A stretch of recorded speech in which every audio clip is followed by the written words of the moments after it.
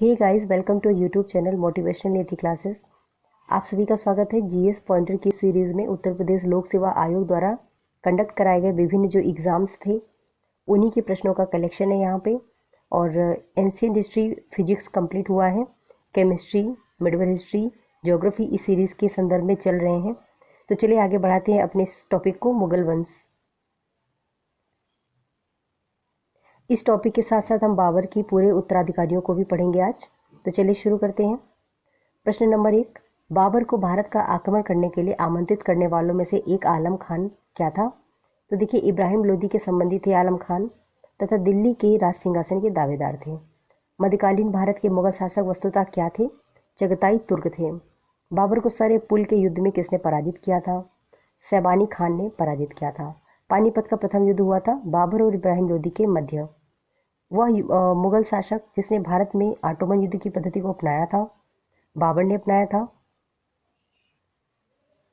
पानीपत का प्रथम युद्ध, खानवा का युद्ध, प्लासी का युद्ध तथा पानीपत का तीसरा युद्ध में से वह युद्ध जिसमें एक पक्ष द्वारा पहली बार तोपों का उपयोग किया गया था। तो पानीपत के प्रथम युद्ध में पहली बार तोपों का उपयोग किया गया था। बाबर की इब्राहिम लोदी पर विजय का कारण बताइए। तो देखिए, इब्राहिम लोदी की विजय का कारण था तोप खाना का उपयोग।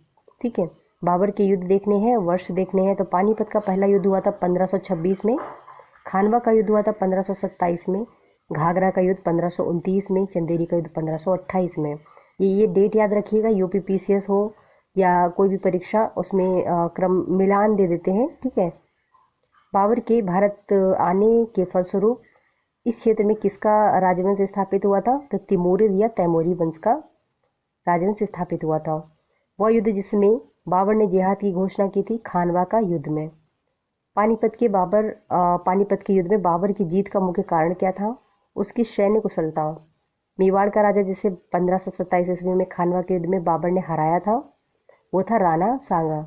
बाबर ने सर्वप्रथम पातशाह की पदवी कब धारण की थी? मतलब कहाँ पे धारण की थी? तो इन्होंने काबुल में धारण की थी।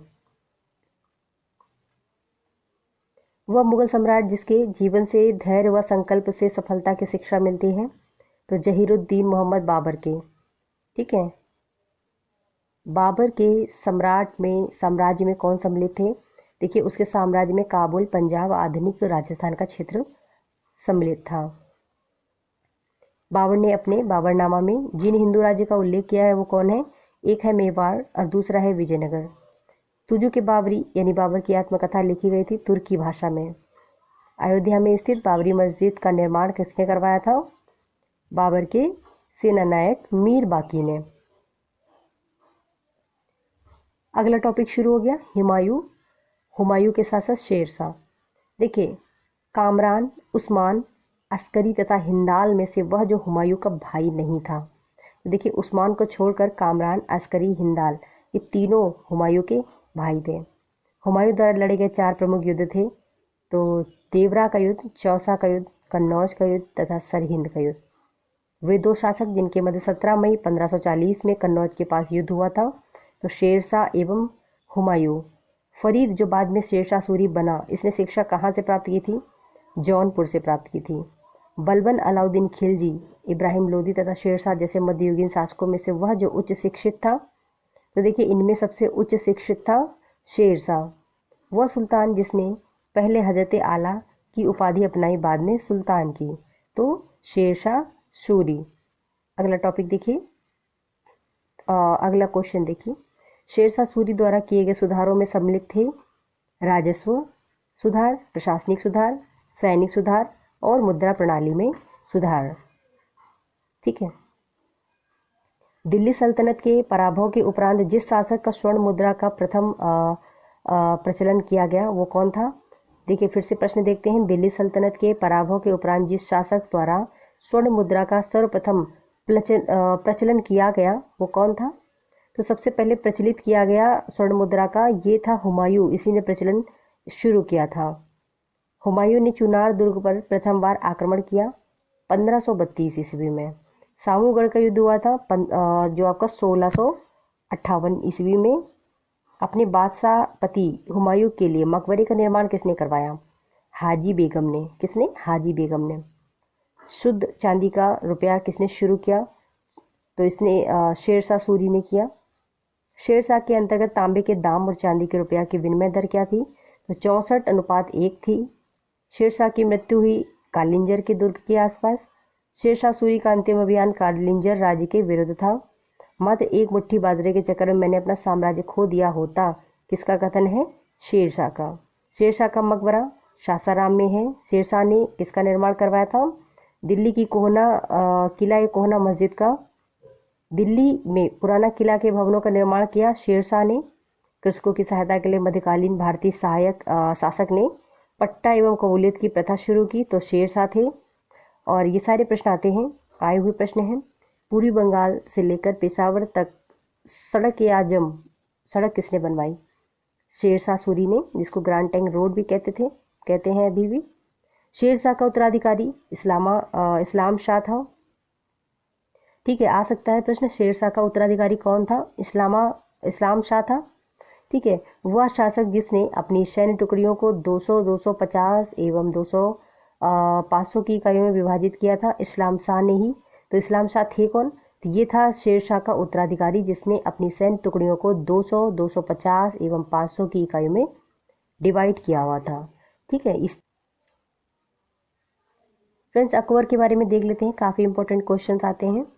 वह स्थान जहां अकबर को हुमायूं की मृत्यु की सूचना मिलने पर राजगद्दी पर बैठाया गया था, तो ये बैठाया गया था कलानौर के पास में।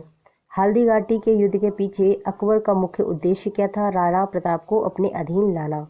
ठीक है, हल्दी घाटी का युद्ध हुआ था 1576 ईस्वी में। हल्दी घाटी के युद्ध में महाराणा प्रताप की सेना के सेनापति कौन थे? हकीम खान। अकबर ने सर्वप्रथम वैवाहिक संबंध राजपूतों के किस ग्रह से स्थापित किया था? कछवाहों से। किससे? कछवाहों से। चिश्ती संत का दरगाह जहां अकबर दर्शन के लिए अधिक जाता था, तो मोइनुद्दीन चिश्ती। आदम खां, बैरम खां, बाज बहादुर तथा पीर मोहम्मद खां में से वह जिसे अकबर ने स्वयं मारा था? तो देखिए, अकबर ने अधम खां को स्वयं मारा था। किसको मारा था? स्वयं अधम खां को।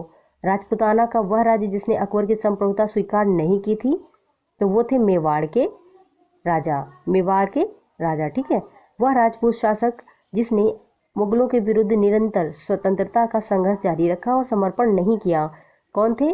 मारवाड़ के राव चंद्र सेन। ठीक है, अकबर के साथ युद्ध करने वाली रानी दुर्गावती थी, कौन थी वो? तो ये थी मंडला अथवा गोंडवाना की थी। रानी दुर्गावती कहाँ की थी जो अकबर के साथ युद्ध किया था? तो मंडला अथवा गोंडवाना की थी। अबुल फजल की मृत्यु कब हुई थी? किसके कारण हुई थी? तो सलीम की वजह से हो गई थी अबुल फजल की मृत्यु। अकबर को राष्ट्रीय सम्राट सिद्ध करने में सहायक तत्व कौन कौन से हैं? प्रशासकीय एकता, कानूनों की एक रूपता, सांस्कृतिक एकता, प्रयत्न, है ना, उन्होंने सांस्कृतिक एकता के लिए बहुत प्रयत्न किए थे, उनकी धार्मिक नीति। आते हैं अगले प्रश्न की ओर। अकबर की लोकप्रियता के कारण क्या थे? तो मनसबदारी प्रथा, धार्मिक नीति, भू राजस्व व्यवस्था, सामाजिक सुधार। तो मनसबदारी प्रथा का प्रश्न आता है ना, तो वो अकबर से संबंधित रहेगा। वह मुस्लिम शासक जिसने तीर्थ यात्रा कर को समाप्त कर दिया, तो अकबर ने ऐसा किया था। बाबर, हुमायूं, अकबर तथा औरंगजेब में से वह बादशाह जिसको प्रबुद्ध निरंकुश कहा जाता है। तो देखिए, इन 4 नामों में से वह बादशाह जिसको प्रबुद्ध निरंकुश कहा जाता है, तो वो है अकबर। अकबर को प्रबुद्ध निरंकुश कहा जाता है। वह शासक जिसने आज्ञा दी थी कि आदमी को एक ही स्त्री से विवाह करना चाहिए, वह तभी दूसरा विवाह कर सकता है जब उसकी पत्नी बंध्या हो। अकबर ने ऐसा कहा था। अकबर के बारे में सही कथन देखेंगे। अकबर ने लड़के और लड़कियों के विवाह की आयु निर्धारित करने का प्रयास किया, यानी आयु को निर्धारित करने का प्रयास किया। अकबर ने लड़कियों को अभिभावकों के दबाव से अलग स्वयं की इच्छा से विवाह करने की स्वतंत्रता दी थी। बहुत अच्छे स्टेटमेंट आते हैं ये प्रश्न।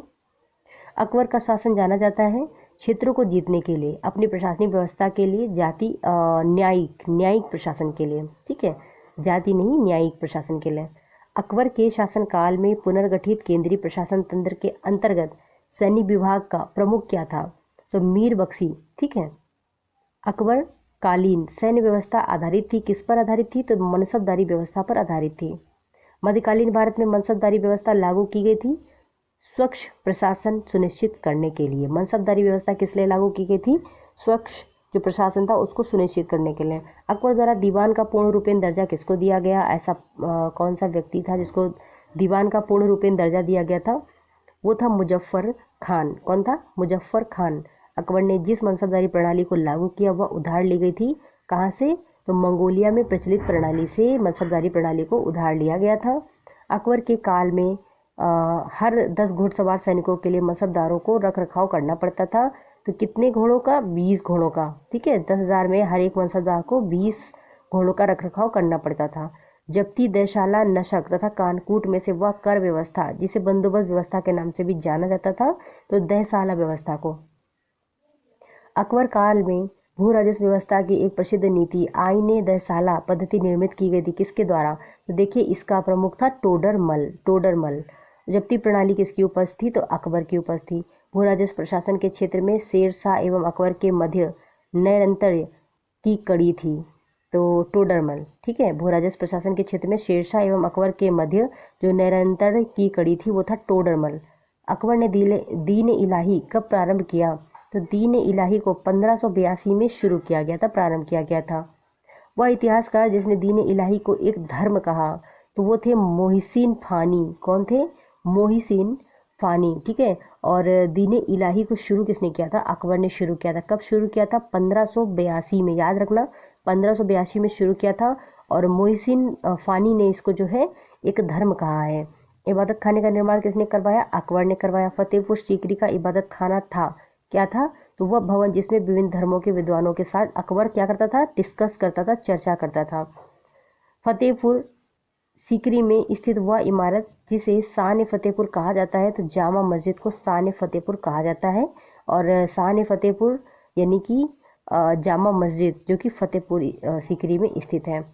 स्वर्ण महल, पंचमहल, जोधाबाई महल और अकबरी महल, इनमें से वह स्मारक जो फतेहपुर सीकरी में नहीं है, तो देखिए स्वर्ण महल, पंचमहल, जोधाबाई महल, ये तीनों आपके फतेहपुर सीकरी में हैं, किंतु अकबरी महल वहाँ पे नहीं है। दिल्ली में स्थित वह ऐतिहासिक स्मारक जो भारतीय तथा फारसी वास्तुकला शैली का उदाहरण है, तो हुमायूं का मकबरा जो कि फारसी वास्तुकला शैली का उदाहरण है। सुलह कुल का सिद्धांत किसने प्रतिपादित किया था? अकबर ने किया था। अकबर द्वारा अपनाई गई सुलह कुल सार्वभौम भाईचारा एवं सार्वभौम शांति का जो अवधारणा था वो किस राजनीतिक उदारता, धार्मिक सहनशीलता, उदारवादी जो सांस्कृतिक दृष्टिकोण था उस पर आधारित था। क्या था? सुलह कुल। और इसका एक प्रमुख त्यौहार भी इसको मनाया जाता है आगरा के आसपास में। ठीक है, वह मुगल बादशाह जिसके विरुद्ध जौनपुर में फतवा जारी कर दिया गया था, तो वो थे अकबर। ठीक है, अकबर के विरुद्ध जो है जौनपुर में फतवा जारी हुआ था। अकबर ने कहाँ पर बुलंद दरवाज़ा बनवाया था? फतेहपुर सीकरी में। जहांगीर, शाहजहां, हुमायूं, अकबर में से वह मुगल सम्राट जिसने शिक्षा संबंधी सुधार किए थे, तो अकबर ने काफ़ी शिक्षा संबंधी सुधार किए थे, बहुत अच्छे अच्छे कार्य किए थे उन्होंने, तो इसीलिए उनको काफ़ी ज़्यादा रिस्पेक्ट दी जाती है, आज के टाइम पे भी हमेशा दी जाएगी। तो चलिए आगे बढ़ते हैं। अकबर द्वारा बनाई गई श्रेष्ठतम इमारतें पाई जाती हैं फतेहपुर सीकरी में। अकबर के शासन में इलाहाबाद में 40 स्तंभ युक्त मंजिल के निर्माण में 5,000 से 20,000 लोगों ने 40 साल तक काम किया था। यह कथन किसका है? तो ये विलियम फिंच ने कहा था। अकबर द्वारा बनाई गई वह इमारत जिसका नक्शा बौद्ध विहार की तरह है, पंचमहल एक ऐसी इमारत है जिसका नक्शा बौद्ध विहार की तरह है। जहांगीर महल कहाँ स्थित है? तो ये है आपका आगरा में स्थित है। जहांगीर महल आगरा में स्थित है। कोई चीज़ अगर मिस्टेक लगती है तो प्लीज़ आप कमेंट जरूर करना। दिल्ली का लाल किला, आगरा का लाल किला, इलाहाबाद का किला एवं लाहौर का किला। ठीक है, देखिए दिल्ली का लाल किला है, आगरे का किला है, ना कि लाल किला है। इलाहाबाद का किला है, लाहौर का किला है। इनमें से वह किला जिसका निर्माण अकबर के राज्य में नहीं हुआ था, तो देखिए दिल्ली का लाल किला था, ये अकबर के टाइम पे नहीं हुआ था। अब बात कर लेते हैं बादशाह एवं उनके मकबरे के बारे में। तो देखिए बाबर का मकबरा काबुल में है।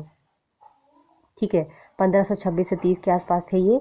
तो बाबर का मकबरा काबुल में है, अकबर का मकबरा सिकंदरा में है, जहांगीर का लाहौर में है और शाहजहां आगरा में, औरंगजेब। अकबर के काल में महाभारत का फारसी अनुवाद किसके निर्देशन में हुआ था?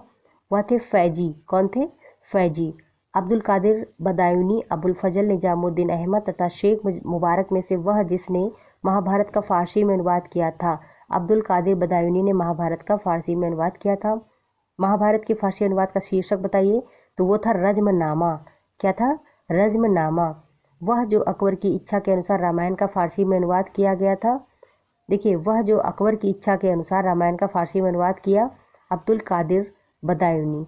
मोहम्मद हुसैन, मोहम्मद मुकम्मल खान, अब्दुल समद, मीर सैयद अली में से, जिसे सम्राट अकबर द्वारा जरी कलम की उपाधि प्रदान की गई थी। तो ये थे मोहम्मद हुसैन। हुसैन को जरी कलम की जो उपाधि थी वो दी गई थी।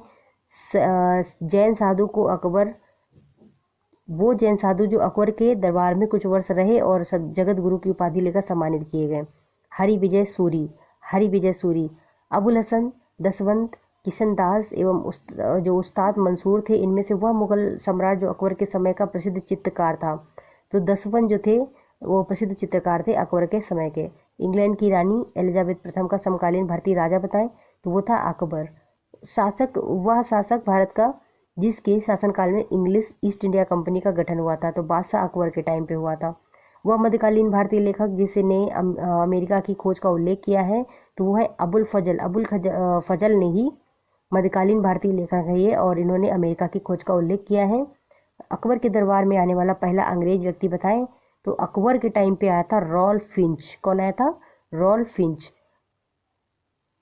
अकबर के शासनकाल की प्रमुख घटनाओं का व्यवस्थित क्रम इस प्रकार है।